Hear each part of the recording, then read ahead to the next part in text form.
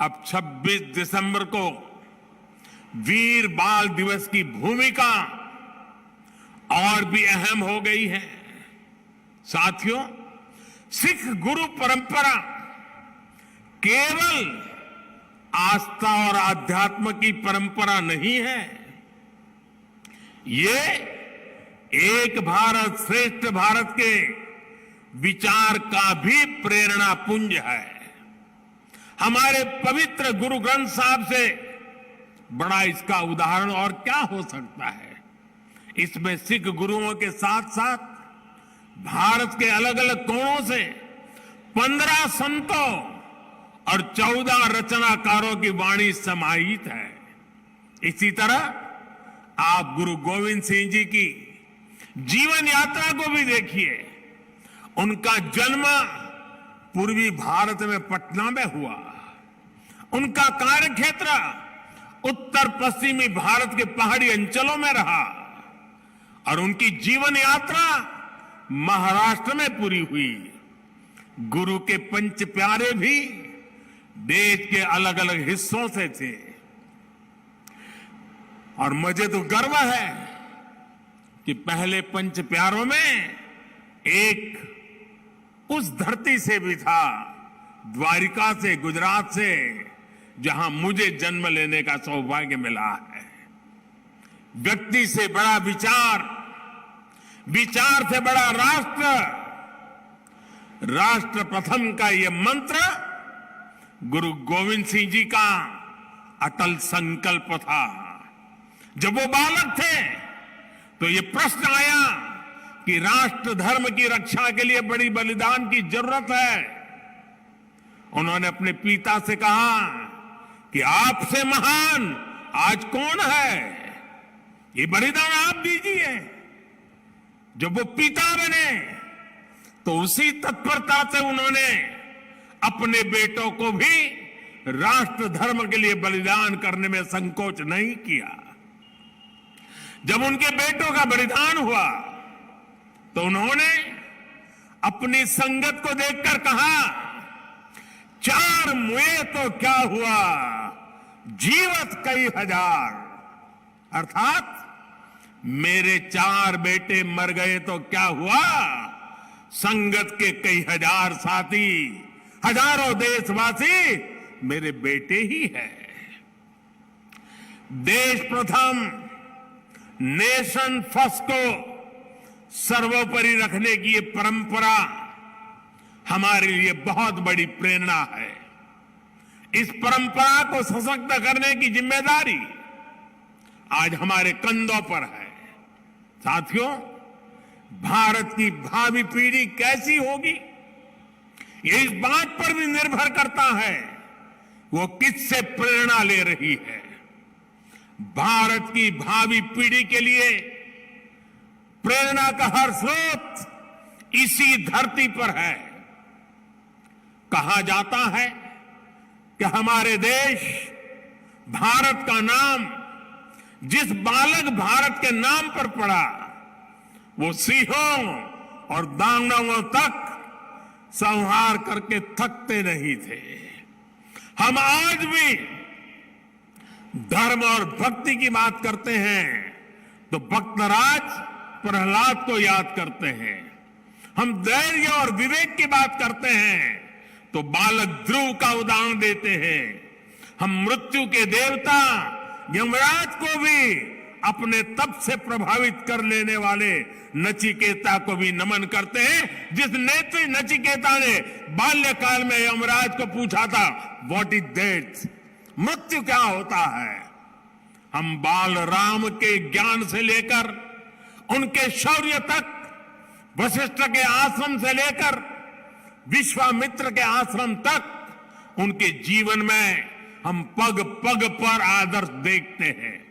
प्रभु राम के बेटे लवकुश की कहानी भी हर मां अपने बच्चों को सुनाती है। श्री कृष्ण भी हमें जब याद आते हैं तो सबसे पहले कान्हा की वो छवि याद आती है जिनकी बंशी में प्रेम के स्वर भी है और वो बड़े बड़े राक्षसों का संहार भी करते हैं। उस पौराणिक युग से लेकर आधुनिक काल तक वीर बालक बालिकाएं भारत की परंपरा का प्रतिबिंब रहे हैं। लेकिन साथियों, आज एक सच्चाई भी मैं देश के सामने दोहराना चाहता हूं। साहबजादों ने इतना बड़ा बलिदान और त्याग किया, अपना जीवन न्यौछावर कर दिया, लेकिन आज की पीढ़ी के बच्चों को पूछेंगे तो उनमें से ज्यादातर को उनके बारे में पता ही नहीं है। दुनिया के किसी देश में ऐसा नहीं होता है कि इतनी बड़ी शौर्य गाथा को इस तरह भुला दिया जाए। मैं आज के इस पावन दिन इस चर्चा में नहीं जाऊंगा कि पहले हमारे यहां क्यों वीर बाल दिवस का विचार तक नहीं आया, लेकिन ये जरूर कहूंगा कि हम नया भारत दशकों पहले हुई एक पुरानी भूल को सुधार रहा है। किसी भी राष्ट्र की पहचान उसके सिद्धांतों, मूल्यों और आदर्शों से होती है। हमने इतिहास में देखा है, जब किसी राष्ट्र के मूल्य बदल जाते हैं तो कुछ ही समय में उसका भविष्य भी बदल जाता है। और ये मूल्य सुरक्षित तब रहते हैं जब वर्तमान पीढ़ी के सामने अपने अतीत के आदर्श स्पष्ट होते हैं। युवा पीढ़ी को आगे बढ़ने के लिए हमेशा रोल मॉडल्स की जरूरत होती है। युवा पीढ़ी को सीखने और प्रेरणा लेने के लिए महान व्यक्तित्व वाले नायक नायिकाओं की जरूरत होती है। और इसलिए ही हम श्री राम के आदर्शों में भी आस्था रखते हैं। हम भगवान गौतम बुद्ध और भगवान महावीर से प्रेरणा पाते हैं। हम गुरु नानक देव जी की वाणी को जीने का प्रयास करते हैं। हम महाराणा प्रताप और छत्रपति वीर शिवाजी महाराज जैसे वीरों के बारे में भी पढ़ते हैं। इसलिए ही हम विभिन्न जयंतियां मनाते हैं। सैकड़ों हजारों वर्ष पुरानी घटनाओं पर भी पर्वों का आयोजन करते हैं। हमारे पूर्वजों ने समाज की जरूरत को समझा था और भारत को एक ऐसे देश के रूप में गढ़ा जिसकी संस्कृति पर्व और मान्यताओं से जुड़ी है। आने वाली पीढ़ियों के लिए यही जिम्मेदारी हमारी भी है।